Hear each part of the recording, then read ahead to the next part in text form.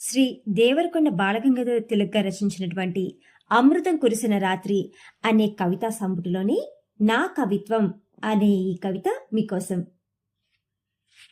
నా కవిత్వం కాదొక తత్వం, మరి కాదు మీరనే మనస్తత్వం, కాదు ధనికవాదం సామ్యవాదం, కాదయా అయోమయం జరామయం, గాజు కెరటాల వెన్నెల సముద్రాలు, జాజి పువ్వుల అత్తరు దీపాలు, మంత్రలోకపు మణిస్తంభాలు, నా కవితా చందనశాల సుందర చిత్ర విచిత్రాలు, అగాధ బాధ పాతహ పతంగాలు, ధర్మవీరుల కృత రక్తనాళాలు, త్యాగశక్తి ప్రేమరక్తి శాంతి సూక్తి, నా కరవాల ధగద్దగ రవాలు, నా అక్షరాలు కన్నీటి జొడిలో తడిసే దయా పారావతాలు, నా అక్షరాలు ప్రజాశక్తుల వహించే విజయ ఐరావతాలు, నా అక్షరాలు వెన్నెలలో ఆడుకునే అందమైన ఆడపిల్లలు.